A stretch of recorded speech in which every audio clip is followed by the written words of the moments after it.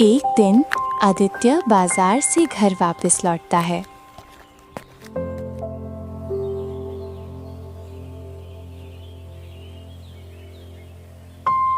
माँ, पिताजी, देखो, आज मैं बाजार से बीज के साथ साथ कुछ नई किताबें भी लाया हूँ। इन किताबों में लिखा है कि कैसे कम पानी में भी फसल को दोगुना किया जा सकता है। ताओ बेटा, बैठो। तुम्हारी ये बुद्धि और मेहनत ही इस घर की रौनक है, वरना विक्रम तो बस किस्मत की लकीरें देखता रहता है। अजी, उसे भी कुछ कहो। सारा दिन गांव के चौपाल पर बैठकर कहता है कि जब भाग्य उदय होगा तो खेत अपने आप सोडा उगलेंगे। तभी विक्रमादित्य का बड़ा भाई भी तेजी से घर आता है और उसके चेहरे पर एक अजीब सी चमक होती है। पिताजी, माँ, आज मुझे एक बहुत बड़ी खुशखबरी मिली है। मेरी किस्मत चमकने वाली है। भैया, क्या हुआ? क्या आपने कोई नया काम शुरू किया? काम? हम तो मजदूर करते हैं आदित्य। मैंने अपनी पसंद चुन ली है। पड़ोस के गांव के जमींदार की बेटी मोहिनी। हम एक दूसरे को पसंद करते हैं। जमींदार की बेटी? विक्रम, ये तुम क्या कह रहे हो बेटा? मैंने तो सुना है कि वो लड़की बहुत घमंडी और तेज है। वो घमंडी नहीं है पिताजी, वो स्वाभिमानी है और उसने मुझसे शादी के लिए हाँ कर दी है। बस क्या बेटा? उसने एक शर्त रखी है माँ।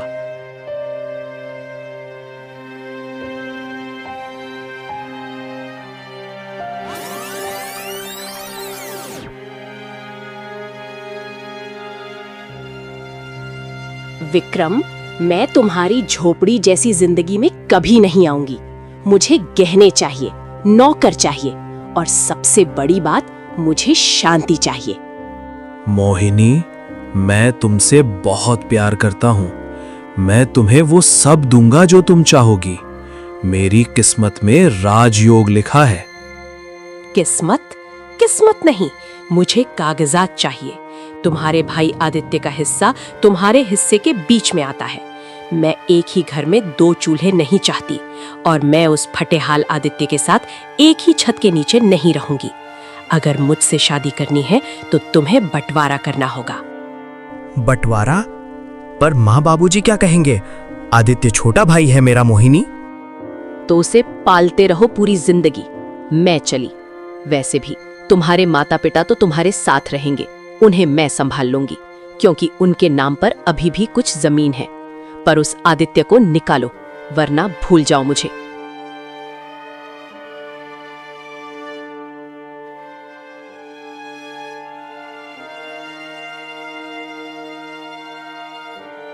शर्त ये है कि मुझे अब अलग होना है। मुझे मेरा हिस्सा चाहिए पिताजी। ये क्या कह रहे हो विक्रम बेटा? भाइयों के बीच दीवार? सच बताना, ये मोहिनी ने सिखाया है तुम्हें? बस बहुत हो गया। मुझे अब इस एक छत के नीचे घुट घुट कर नहीं जीना। पिताजी, आपने हमेशा आदित्य की बुद्धिमानी के गुण गाए हैं, लेकिन अब समय है कि मुझे मेरा अधिकार मिले। बेटा विक्रम, होश में आओ। कौन सा अधिकार? ये घर, ये जमीन सब तुम दोनों की ही तो है। बंटवारा करके तुम इस घर की खुशियां बांट दोगे। बेटा, मोहिनी ने तुझे ये क्या पट्टी पढ़ा दी है? वो तुझे अपने ही खून के खिलाफ खड़ा कर रही है। वो अच्छी लड़की नहीं है विक्रम बेटा। माँ, मोहिनी का नाम बीच में मत लाओ। उसने बस मेरी आंखें खोली हैं। उसने सही कहा है, जब तक आदित्य साथ रहेगा मैं कभी अपनी किस्मत नहीं आजमा पाऊंगा। मुझे बंटवारा चाहिए, और वो भी आज के आज। भैया, अगर आप बंटवारे से ही खुश हैं तो मुझे कोई आपत्ति नहीं है। आप बताइए, आप क्या चाहते हैं? आदित्य की ये बात सुनकर विक्रम खुश हो जाता है और बोलता है, मुझे ये पक्का घर चाहिए और वो उपजाऊ खेत भी, जहाँ हर साल सोना उगता है। तुम्हें गांव के बाहर की वो बंजर जमीन और पुरानी टूटी झोपड़ी मिलेगी। और हाँ, माँ बाबूजी मेरे साथ रहेंगे। अन्याय, ये सरासर अन्याय है विक्रम। तू आदित्य को सड़क पर फेंक रहा है। क्या तुम्हें थोड़ी भी दया नहीं आती अपने छोटे भाई पर? नहीं बाबूजी, भैया जो कह रहे हैं मुझे मंजूर है। अगर मेरी वजह से भैया को उनका प्यार और खुशी मिलती है तो मैं इस बंजर जमीन को ही अपना भाग्य मान लूंगा। आप बस खुश रही माँ पिताजी। अच्छा, अब मैं चलता हूँ।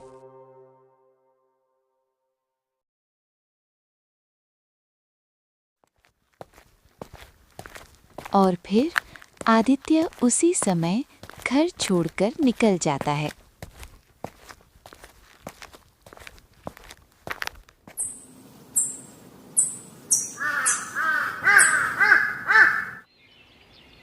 शाम को आदित्य के पास उसका पिता देवराज आता है।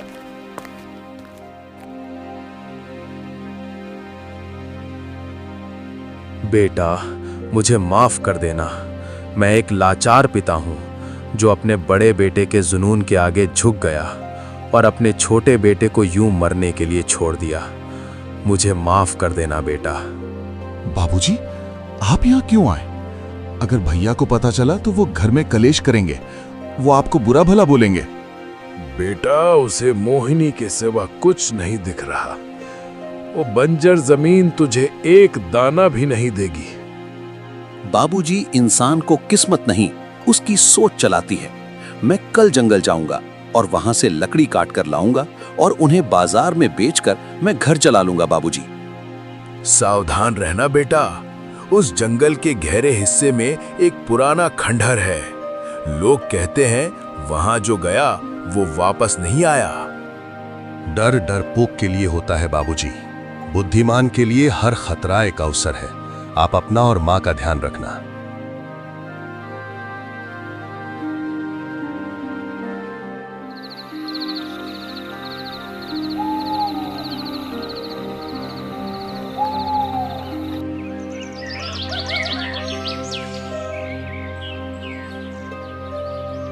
अगली सुबह होते ही आदित्य जंगल की ओर निकल पड़ता है लकड़ी काटने के लिए। लेकिन आदित्य भटकते भटकते जंगल के एक ऐसे हिस्से में पहुंचता है जहां पर एकदम सन्नाटा होता है। और तभी उसकी नजर खंडर बन चुकी एक हवेली पर पड़ती है। वो उस हवेली को देखकर रुकता है और बोलता है, ये कैसा स्थान है? चारों तरफ खंडहर, टूटे हुए खंबे, जैसे कोई पुरानी हवेली हो। पर यहाँ की दीवारों पर ये अजीब से निशान कैसे हैं? जैसे किसी ने इन्हें नाखूनों से खुरचा हो। और फिर आदित्य खंडहर के अंदर जाने का फैसला करता है। लेकिन जैसे ही वो अंदर जाता है, उसे पिंजरे में कैद एक चिड़िया दिखाई देती है। आदित्य उसे देखकर चौंक जाता है और बोलता है,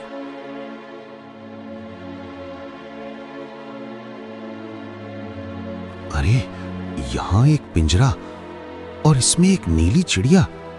कितनी सुंदर है, पर यहाँ अकेली कैसे? और इसे पिंजरे में किसने कैद किया होगा बेचारी? आदित्य चिड़िया को छुड़ाने के लिए पिंजरे की ओर हाथ बढ़ाता है। लेकिन जैसे ही वो पिंजरे को छूता है, उसे बिजली का जोरदार झटका लगता है, जिससे आदित्य दूर जाकर गिरता है।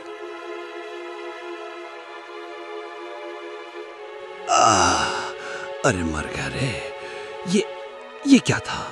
जैसे हजारों बिच्छुओं ने एक साथ डंक मार दिया हो। इस पिंजरे में बिजली है? ये कैसे हो सकता है? मर गया रे। तभी चिड़िया इंसानी आवाज में बोल पड़ती है, पीछे हट जाओ युवक। अगर तुम्हें अपनी जान प्यारी है तो यहाँ से भाग जाओ, इससे पहले कि कहीं बहुत देर हो जाए। कौन है यहाँ? कौन बोला? सामने हो? मैं पिंजरे के अंदर। मैं कोई साधारण चिड़िया नहीं हूँ। मैं एक जादुई परी हूँ, जिसे एक दुष्ट तांत्रिक राक्षस ने कैद कर लिया है। परी? और ये पिंजरा? मुझे अभी एक झटका लगा। कहीं झटका लगने से मेरा दिमाग... नहीं, ये नहीं हो सकता। ये जरूर मेरा भ्रम है। नहीं इंसान, ये तुम्हारा भ्रम नहीं है। ये एक जादुई सुरक्षा घेरा है। इस पिंजरे को कोई भी इंसान नहीं छू सकता। वो राक्षस मेरी बलि चढ़ाने की तैयारी कर रहा है। वो मेरी जादुई शक्तियों को पीकर अमर होना चाहता है। आज अमावस्या की रात है। आज रात वो मेरा अंत कर देगा। तुम जाओ यहाँ से, वरना वो तुम्हें भी नहीं छोड़ेगा। मैं आपको ऐसे छोड़कर नहीं जा सकता। मेरी बुद्धि कहती है कि हर जादू का एक तोड़ होता है। मुझे बताइए, मैं आपको कैसे बचा सकता हूँ? आदित्य, अगर तुम मेरी मदद करना ही चाहते हो तो मेरी बात ध्यान से सुनो। वो एक राक्षस है, उसका नाम अंधकासुर है। उसे किसी अस्त्र से नहीं मारा जा सकता, क्योंकि उसका शरीर ठोस नहीं बल्कि मायावी धुएं से बना है। परी, हर माया का एक केंद्र होता है। कोई तो ऐसी चीज होगी जो उसे इस दुनिया से जोड़ती है, जिसे इस्तेमाल करके मैं आपको यहाँ से मुक्त कर सकूं। उसका अहंकार ही उसकी शक्ति है और वही उसकी सीमा। उसे प्राचीन श्राप है कि वो अपनी ही छाया को नष्ट नहीं कर सकता। उसकी शक्ति उसकी परछाई में बसती है। यदि वो अपनी परछाई पर स्वयं प्रहार करे तो उसकी मायावी देह बिखर जाएगी, लेकिन वो स्वयं ऐसा कभी नहीं करेगा, क्योंकि वो स्वयं को ईश्वर समझता है। अहंकार को चोट पहुंचाना भौतिक घाव देने से कहीं ज्यादा आसान है। आप बस शांत रहिए। नहीं, वो बहुत शक्तिशाली है, उसे मारना। चिड़िया बोलते बोलते चुप हो जाती है। उसे पहले ही आभास हो जाता है कि राक्षस आ रहा है और वो आदित्य से बोलती है, वो आ गया, छिप जाओ। अगर उसने तुम्हें देख लिया तो तुम्हारी हड्डी का एक टुकड़ा भी नहीं बचेगा। चिड़िया की इतना बोलते ही और आदित्य जल्दी से छिप जाता है कि तभी राक्षस प्रकट होता है।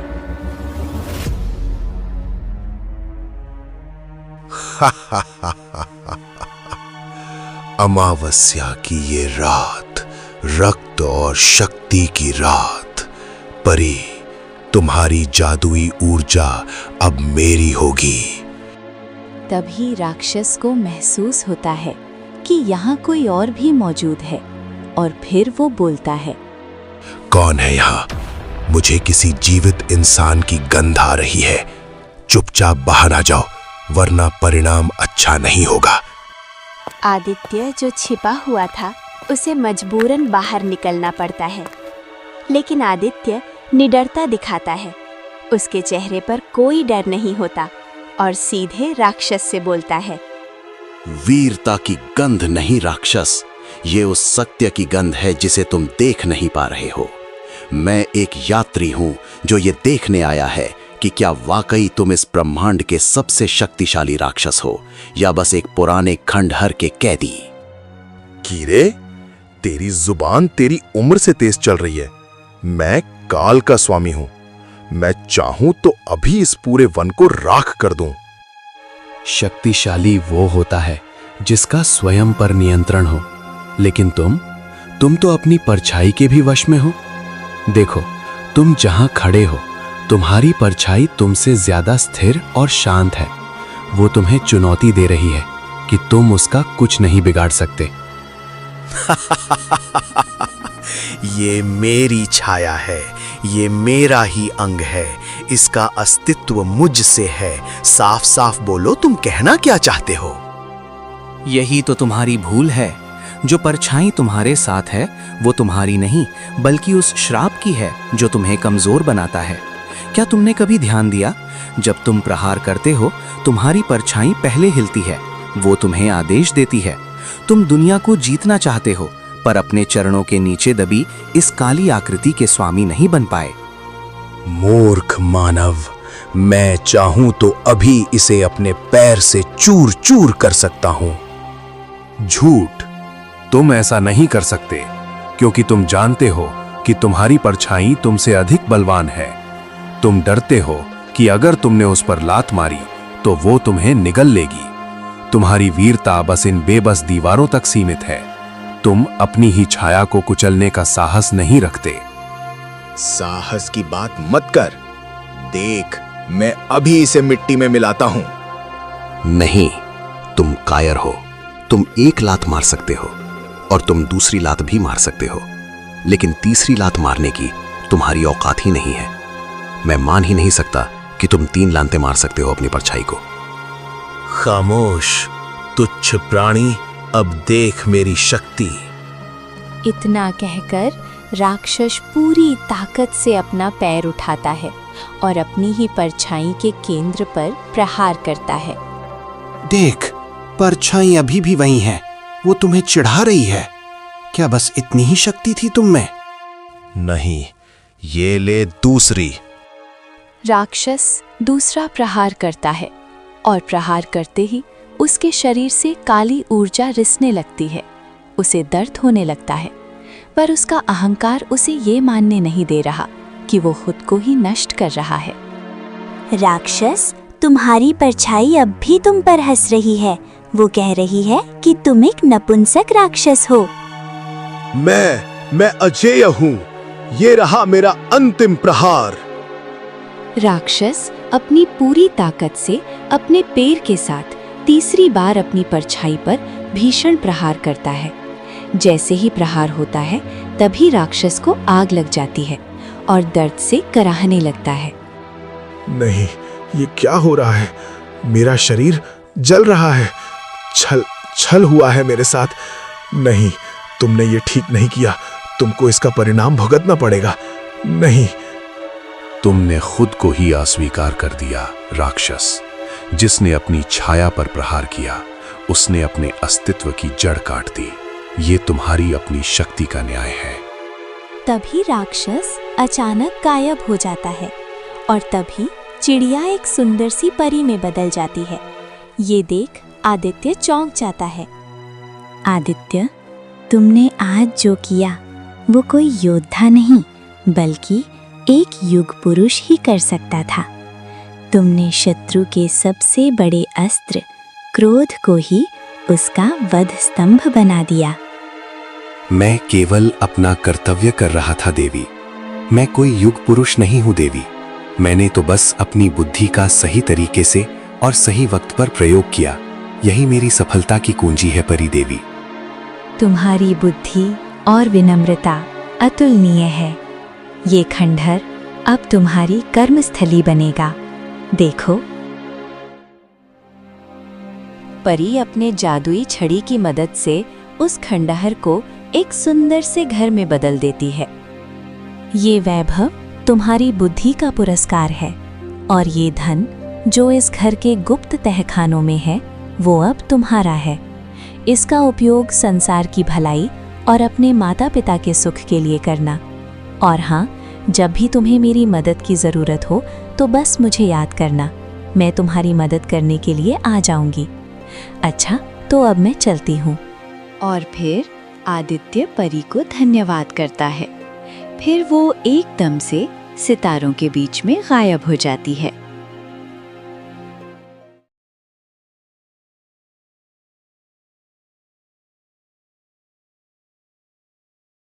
दूसरी ओर विक्रम की हालत खराब हो चुकी थी। विक्रम और मोहिनी घर में बैठे गहरी चिंता में डूबे थे। मोहिनी, सारा पैसा खत्म हो गया। जमीन से एक दाना नहीं होगा। सारी फसल खराब हो गई।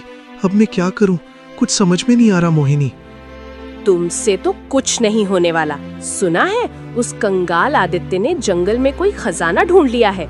उसने गांव के बाहर एक बहुत बड़ा महल जैसा घर बना लिया है और तुम तो बस यहाँ बैठकर रोते रहो बस। क्या? आदित्य के पास महल जैसा घर? ये कैसे मुमकिन है? उसकी किस्मत तो फूटी हुई थी। अचानक उसके पास इतना धन कहाँ से आ गया कि उसने महल जैसा घर बना लिया? किस्मत नहीं, उसने चोरी की होगी। विक्रम सुनो, अगर तुम राजा के पास जाकर उसकी शिकायत कर दो कि उसने राजकोष से चोरी की है तो राजा उसे जेल भेज देगा और उसका सारा धन हमें मिल जाएगा। पर वो मेरा भाई है मोहिनी। भाई? कैसा भाई? जिसने तुमसे अपना खजाना छुपाया? अगर तुम राजा के पास नहीं गए तो मैं तुम्हें छोड़कर चली जाऊंगी। नहीं मोहिनी, तुम मत जाओ। मैं कल ही राजा के दरबार में जाऊंगा और आदित्य पर चोरी का इल्जाम लगाऊंगा। पर मोहिनी, ये सफेद झूठ है। अगर राजा ने मुझसे सबूत मांगा तो, और अगर आदित्य ने सच बता दिया कि उसे ये धन चोरी का नहीं है तो? अरे पागलों जैसी बातें मत करो। तुम बस राजा के पास जाओ और हमारा भविष्य सुरक्षित करके आओ। ठीक है, आज मैं अपनी किस्मत को खुद छीन कर लाऊंगा।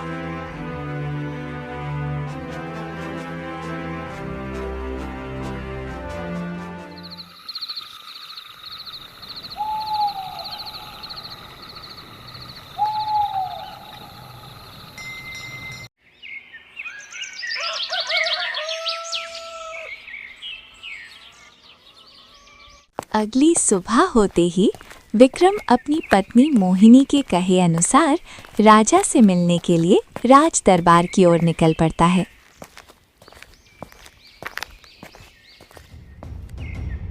और राज दरबार पहुंचकर राजा से गुहार लगाने लगता है। दुहाई हो महाराज, न्याय कीजिए महाराज, न्याय कीजिए। मेरे छोटे भाई आदित्य ने राज्य के साथ गद्दारी की है महाराज। शांत हो जाओ युवक, पहले अपना परिचय दो और साफ साफ बताओ कि तुम्हारे भाई ने ऐसा क्या किया है जिसे तुम गद्दारी कह रहे हो। महाराज, मैं उसका बड़ा भाई हूं विक्रम, और मेरे छोटे भाई का नाम आदित्य है। कल तक दाने दाने को मोहताज था, लेकिन रातों रात उसने जंगल के किनारे एक विशाल महल जैसा घर खड़ा कर लिया है। उसके पास इतना धन है जो पूरे राज्य के खजाने में भी नहीं होगा। मुझे पूरा यकीन है कि उसने राजकोष की किसी गुप्त तहखाने से चोरी किया है। क्या राजकोष में चोरी? सेनापति, तुरंत आदित्य को दरबार में पेश किया जाए और उसके घर की तलाशी ली जाए।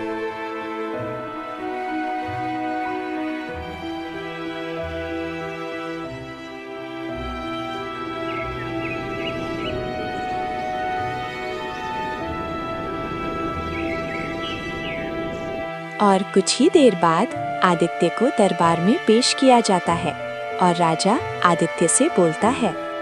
आदित्य, तुम्हारे भाई ने तुम पर बहुत गंभीर आरोप लगाए हैं। तुम्हारे पास इतना धन कहां से आया? क्या तुमने चोरी की है? महाराज, मैंने अपने जीवन में कभी किसी का हक नहीं मारा। ये धन मुझे जंगल के उस पुराने खंडहर में मिली एक जादुई परी ने दिया है। मैंने अपनी बुद्धि से उस परी को एक राक्षस की कैद से मुक्त कराया था, जिसके इनाम स्वरूप उसने मुझे ये वैभव दिया। परी, महाराज, क्या आपने कभी ऐसा मजाक सुना है? चोरी पकड़ी गई तो अब ये युवक कहानियां सुना रहा है। जादू और परी की बातें केवल कल्पनाओं में अच्छी लगती हैं। ये स्पष्ट है कि आदित्य झूठ बोल रहा है। देखा महाराज, ये कितना बड़ा धूर्त है। अपनी चोरी छुपाने के लिए दैवीय शक्तियों का सहारा ले रहा है। आदित्य, हम यहाँ न्याय करने बैठे हैं, तुम्हारी कहानी सुनने नहीं। यदि तुम अपनी बात साबित नहीं कर सकते तो तुम्हें आजीवन कारावास और तुम्हारी संपत्ति जब्त करने का दंड दिया जाएगा। राजा की ये बात सुनकर आदित्य सोच में पड़ जाता है और मन में सोचने लगता है। हे बुद्धि की देवी, मेरी सच्चाई ही मेरा एकमात्र सहारा है। अगर मैंने निस्वार्थ भाव से उस परी की रक्षा की थी तो आज मेरी पुकार उस तक जरूर पहुंचेगी। इतना सोचकर आदित्य हाथ जोड़कर प्रार्थना करने लगता है। हे परी मां, आज आपकी दी हुई भेंट मेरे लिए अभिशाप बन गई है। मेरे ही रक्त ने मुझ पर कलंक लगाया है। यदि मेरी निष्ठा सच्ची है तो आकर इस सभा को सत्य का दर्शन कराइए। महाराज, देखिए, ये अब ढोंग कर रहा है। इसे तुरंत काल कोठरी में डाल देना चाहिए। तभी अचानक वही जादुई परी अपने दिव्य स्वरूप में प्रकट होती है। ये देख राजा और पूरा दरबार सन्न रह जाता है। रुको, इस निर्दोष युवक पर उंगली उठाने का साहस मत करना। राजा ये सब देखकर अपने सिंहासन से उठकर बोलते हैं। आप कौन है देवी? मैं वो जादुई परी हूँ जिसे इस आदित्य ने अपनी जान पर खेलकर अंधकासुर राक्षस से मुक्त कराया। इसने कोई चोरी नहीं की है। ये वैभव इसकी बुद्धिमानी और साहस का पुरस्कार है। और राजा, तुम्हारे राज्य में न्याय की आंखें धुंधली हो गई हैं, जो एक भाई के ईर्ष्यालु शब्दों को सत्य मान बैठी। और तू, ओ स्वार्थी मानव, तूने अपने ही भाई के विरुद्ध षड्यंत्र रचा। तूने राज दरबार में झूठ बोला। मोहिनी के लोभ में आकर तूने मानवता की सारी सीमाएं पार कर दी। विक्रम, तुमने न केवल अपने भाई को धोखा दिया, बल्कि इस राज सिंहासन का समय भी व्यर्थ किया और राज्य को गुमराह किया। तुम्हारी ये गद्दारी अक्षम्य है। सैनिकों, विक्रम को तुरंत गिरफ्तार करो और इसे आजीवन कारावास की सजा दी जाए। नहीं महाराज, मुझे माफ कर दीजिए। ये सब मेरी पत्नी मोहिनी का विचार था। मुझे माफ कर दीजिए। विक्रम, तुमने एक निष्पाप आत्मा पर कलंक लगाया और अपने ही रक्त से विश्वासघात किया। तुम्हारी लालसा ने इस राजसभा को अपमानित किया है। हमारा आदेश अटल है, तुम्हें आजीवन कारावास दिया जाता है। ले जाओ इसे। महाराज, दया करें, मैं बहकावे में आ गया था। आदित्य छोटे, मुझे बचा ले, माफ कर दीजिए मुझे। ठहरिए महाराज, रुकिए। पूरा दरबार आदित्य की ओर देखने लगता है। परी भी शांत होकर आदित्य के चेहरे के भाव पढ़ने लगती है। तभी आदित्य बोलता है, महाराज, आपका न्याय सही है, पर मेरा हृदय इसे स्वीकार नहीं कर पा रहा। विक्रम केवल मेरा भाई नहीं, मेरे बचपन का साथी है। उसने गलती की है, लेकिन उस गलती के पीछे उसकी अपनी सोच नहीं, बल्कि किसी और का जहरीला प्रभाव था। आदित्य, तुम उस व्यक्ति की पैरवी कर रहे हो जिसने तुम्हें जेल भिजवाने की पूरी साजिश रची। यदि आज परी प्रकट ना होती तो तुम काल कोठरी में होते। मैं जानता हूं महाराज, लेकिन अगर मैं इसे सजा दिला दूंगा तो मेरे और इसमें क्या फर्क रह जाएगा।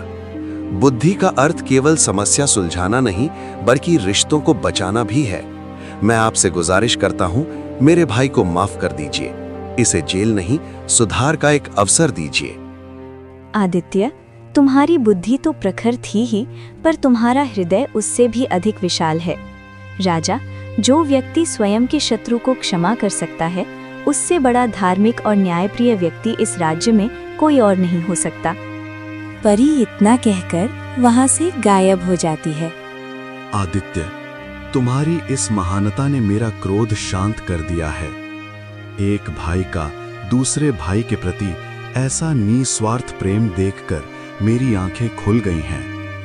ठीक है, आदित्य की विनती पर हम इसकी सजा को माफ करते हैं। आदित्य, मुझे मार डाल छोटे, मैं इस माफी के लायक नहीं हूँ। मैंने तुझे सड़क पर फेंका और तूने मुझे जिंदगी दे दी। मुझे माफ कर दे, मुझे माफ कर दे मेरे भाई। भैया बस कीजिए, पुराने घावों को कुरेदने से केवल दर्द मिलेगा। चलिए घर वापस चलते हैं। रुको आदित्य, तुमने आज जो विवेक दिखाया है वो किसी साधारण मनुष्य में नहीं होता। मुझे अपने राज्य के लिए ऐसे ही व्यक्तियों की आवश्यकता है जो संकट में शांत रहें और न्याय में करुणामय हों। मैं तुम्हें आज इसी वक्त सूर्यगढ़ का मुख्य राज सलाहकार नियुक्त करता हूं। यह आपका बड़प्पन है महाराज। मैं अपनी बुद्धि और निष्ठा से राज्य की सेवा करने का वचन देता हूं। और विक्रम, तुम्हें अपने भाई के साथ रहकर नेक राह पर चलना होगा। और हां सेनापति, उस मोहिनी को तुरंत दरबार में पेश किया जाए जिसने इस घर में आग लगाने की कोशिश की।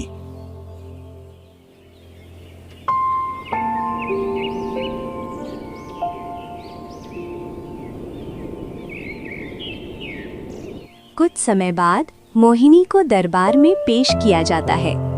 छोड़ो मुझे, मैंने क्या किया है? विक्रम ने जो किया वो उसकी मर्जी थी। मोहिनी, राज्य में कलह और झूठी गवाही की साजिश रचने के जुर्म में तुम्हें इस राज्य से निर्वासित किया जाता है। यदि तुम दोबारा सूर्यगढ़ की सीमा में दिखीं तो मृत्यु दंड दिया जाएगा। अंधेरी रात बीत चुकी थी। आदित्य अब केवल एक समृद्धि व्यक्ति नहीं, बल्कि राज्य का एक सम्मानित स्तंभ था। परिवार फिर से एक हो गया था और न्याय की जीत हुई थी।